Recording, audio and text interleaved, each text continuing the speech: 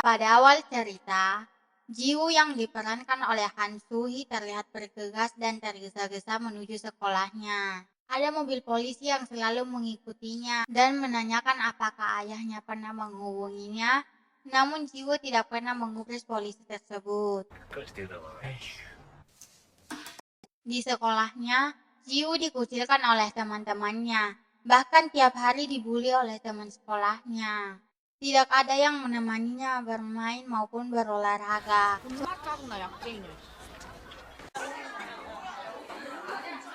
Suatu ketika, Jiwoo dibully dan dihina di ruang kelas. Ia dikatai anak seorang pengedar narkoba.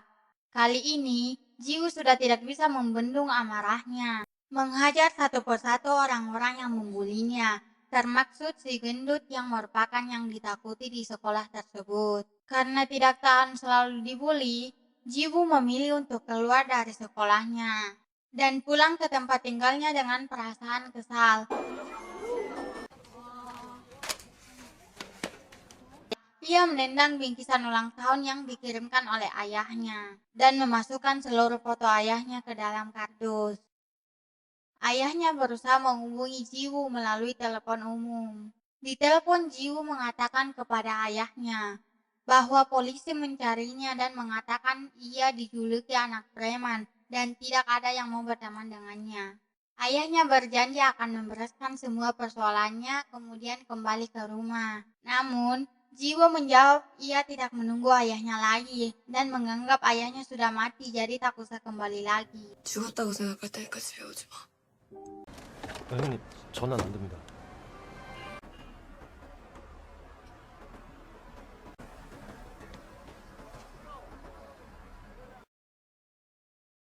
Setelah itu, Jiwoo tertidur di kursi.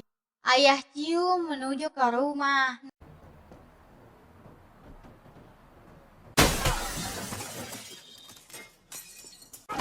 Namun sebelumnya mengajar kedua polisi yang mengintai di depan rumahnya. 지우야, 아빠야. Ketika ayah Jiwoo mengetuk pintu, ia didatangi oleh lelaki misterius dan menembaknya. Jiwoo menyaksikan ayahnya dibunuh di hadapannya. Jiwoo berusaha membuka pintu, tapi ayahnya sengaja mengunci dari luar agar dia tidak menjadi korban.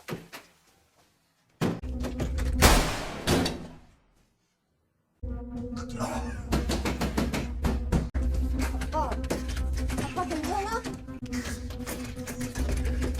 아빠!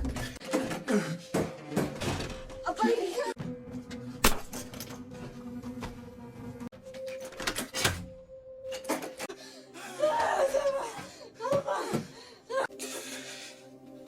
너무 아니야 아빠. 아빠 아니야.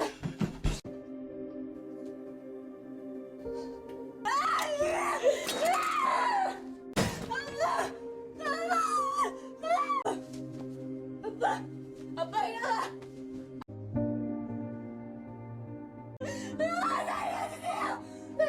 Beralih ke scene selanjutnya, Semujin, sahabat ayah Jiwoo, datang untuk mendoakan ayahnya sebelum dilakukan kremasi. 무슨 짓 시켰어요?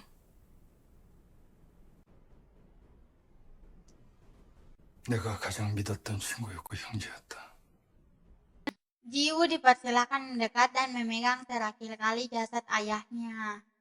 Dengan perasaan sedih, Jiwoo menggenggam tangan ayahnya dan mengingat canda dan janji ayahnya. Keesokan harinya, Jiwoo ke kantor polisi guna menanyakan kasus kematian ayahnya. Namun tidak ada respon baik oleh polisi. 씨발 어떡해. 사람이 죽었는데. Jiwoo menuju ke tempat Choi Mujin, sahabat ayah Jiwoo. Ia mengungkapkan bahwa akan melakukan balas dendam terhadap kematian ayahnya. Namun Choi Mujin menyangsingkan kemampuan Jiwoo untuk melakukan balas dendam. 내 손으로 죽여버릴 거예요.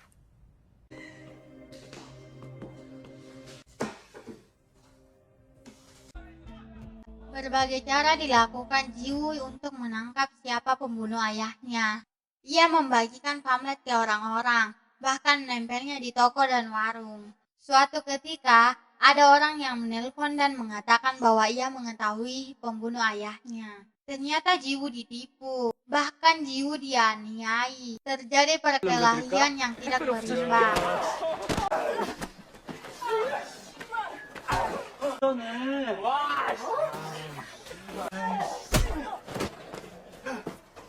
Jiwoo dimasukkan ke dalam bagasi mobil dan akan dibawa ke suatu tempat. Namun Choi Moo-jin menolong Jiwoo.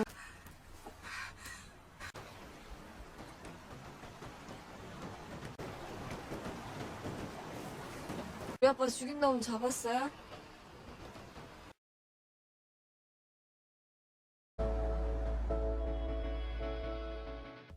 Dan membawa Jiwoo ke kamp pelatihan. Di kamp pelatihan tersebut tidak ada wanita, semua lelaki berandalan.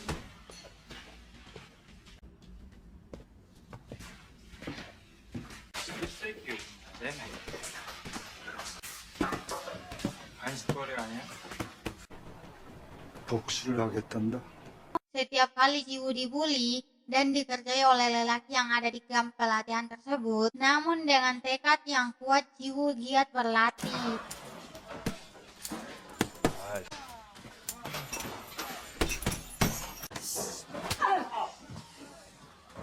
Bahkan Jiwoo dilatih oleh Choi Moo-jin.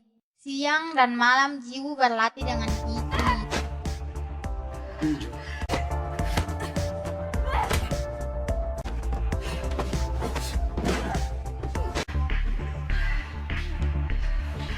Sudah menjadi tradisi dalam organisasi Dongsepong untuk memilih yang terbaik dilakukan sparring. Perkelahian dalam ring disaksikan oleh Choi Moo-jin.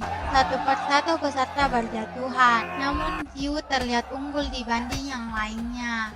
Satu persatu petarung ia kalahkan, baik yang bertubuh besar maupun yang kekar berjatuh satu persatu.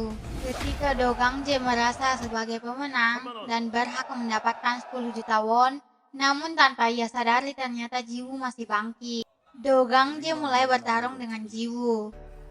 Dan lanjut ke part 2. Jangan lupa like, comment, share, and subscribe.